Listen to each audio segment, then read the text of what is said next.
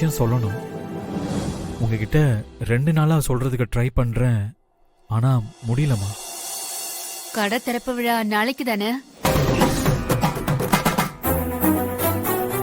அம்மா, உங்களுக்கு எப்படி? எனக்கு தெரியும்பா. நீ எப்போ சொல்லுவேன்னு தான் காத்துட்டு இருந்தேன். வெண்ணிலா எதுவும் சொன்னாலாமா? ஆஹா, இல்லப்பா, அவ சொல்லல, சொல்லவும் மாட்டா. அப்புறம் அப்புறம் எப்படிமா உங்களுக்கு? நான் உன் அம்மா கண்ணா. பிள்ளைங்க வேணா நாம செய்யறது பெத்தவங்களுக்கு தெரியாதுன்னு நினைக்கலாம். ஆனா பெத்தவங்களுக்கு பிள்ளைங்க முகத்தை வச்சே தெரிஞ்சிடும் அவங்க என்ன சொல்ல வராங்க, என்ன செய்ய போறாங்கன்னு. நீ எப்போ தனியா பிசினஸ் பண்ண போறேன்னு ஆரம்பிச்சியோ அப்ப இருந்தே எனக்கு தெரியும் நீ என்ன பண்ணிட்டு இருக்கேன்னு. நானும் இத நீ முன்னாடியே சொல்லுவேன்னு எதிர்பார்த்தேன். ஆனா உனக்கு அம்மா கிட்ட சொல்றதுக்கு தயக்கம். அம்மா சாரிம்மா, நான் சொல்லக்கூடாதுன்னா நினைக்கல. தனியா பிசினஸ் பண்ண போறேன்னு சொன்னா நீங்க என்ன நினைப்பீங்களோன்னு பயந்துதான்.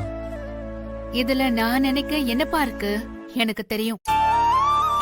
என் பையன் அவன் சொந்த கால்ல நிக்க ஆசைப்பட்டிருக்கான். அது எனக்கு பெருமைதான். இந்த காலத்துல எத்தனை பசங்க அப்படி நினைப்பாங்க?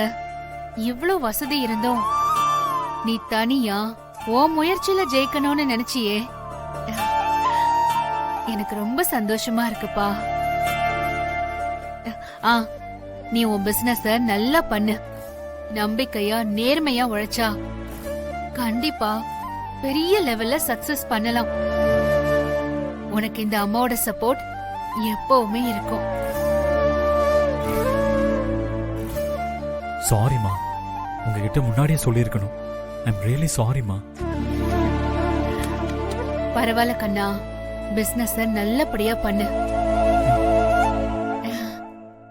அம்மா, நாளைக்கு முதல் ஆர்டரை உங்க கையால கொடுத்து நான் கடையை திறந்து வைக்கணுமா? சரிப்பா.